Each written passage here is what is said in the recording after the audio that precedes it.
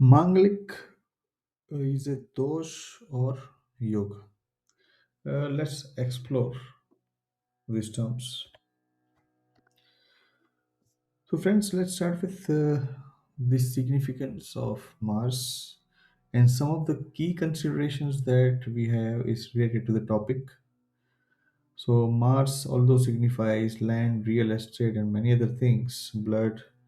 But here, let's look at these things. So, warrior, a fighting spirit or a fight, quick actions, accidents, aggression, and intense behavior. So, all these things are linked to Mars. And now, if you move to the placement of Mars in case of Manglik Dosh, the placement of Mars is in second, fourth, seventh, eighth, and 12th house. So, whatever we saw previously about the significators of Mars, if you just apply it here, you have a warrior, right? A person who behaves like a warrior, person who fights, person who is very intense in behavior in a family, second house, or in the fourth house, the home or domestic environment, or the same person in seventh house of partnership, then eighth house, right? Lifespan. So it's contradictory that okay, you talk about quick actions and accidents, then you talk about lifespan. And 12th house, so we may think that okay, 12th house is house of loss, expenditure, and spirituality. So Mars in 12th. Now 12th is also about the sleep and also about bedroom pleasures. So here, what happens when a completely different natured person is being forced to live in such an environment and it's believed that this causes a problem. So if a person has Manglik dosh in his or her birth chart, is not considered as a yoga but inauspicious. But now let's look further. What are the cancellations or relief points? So if Mars is in Ruchak Yoga, in case of Ruchak Yoga, either Mars is in own sign or exaltation, and in Kendra, so here in fourth house.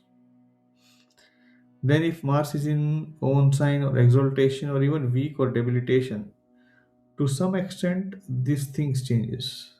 So we are saying that okay, a warrior or a person who is now bullying people, he is a fighter and bullying people in a house, and you say that okay, he is now become weak. There's a weakness, or either its own sign of exaltation means it has some level of wisdom or some level of right actions that it cannot harm in a bad way. Same way aspect of Jupiter on Mars, right? So it's like inducing wisdom in a warrior. So now the warrior is no more impulsive, no more who just takes actions without thinking, but warriors is something who has a wisdom. Again, the intensity of this planet will pacify after the age of maturity. So that's 28 years of age.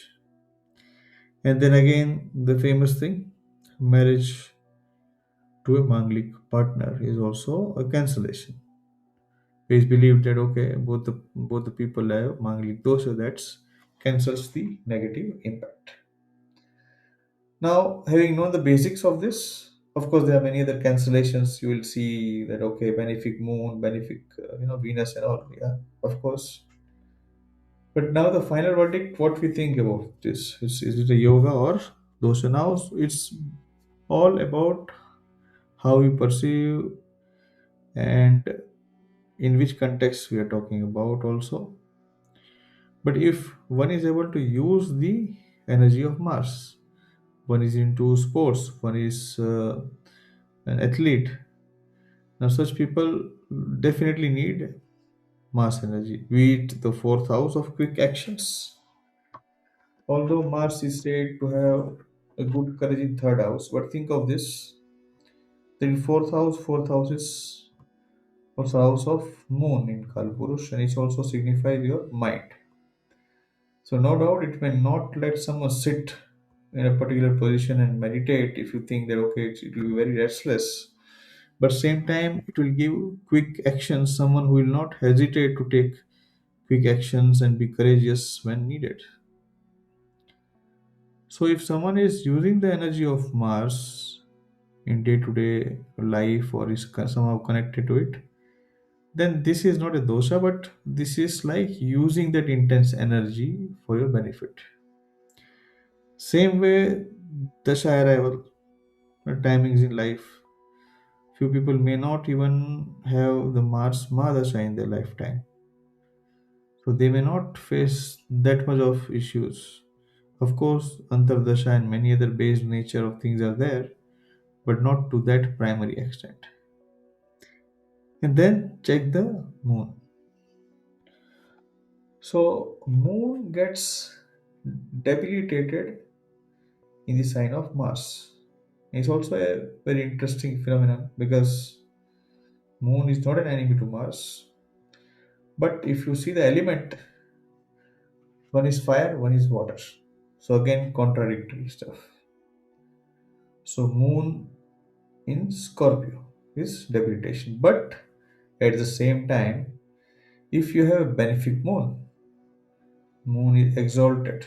Moon is not aspected by any malefic, or moon is in own sign or friendly sign, or in some yoga of Kendra Trikon.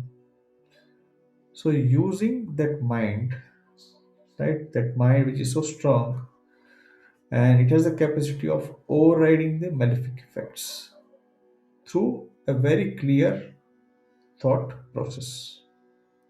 And the last thing above all, just like we think that astronomically and astrologically there are objects that's going to impact us, same way we also are an object, and we also are capable of sending out some frequency or receiving the frequencies in form of thoughts and faith and surrender to higher power, selfless motives, a very clear and pure mind.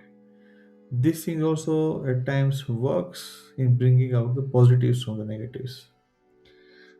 So yes, the classical way is Mars causes Manglik dosha in these cases, but of course, if harnessed in a proper way, it can also be a very good yoga.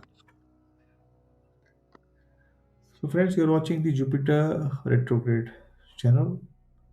Thanks for watching.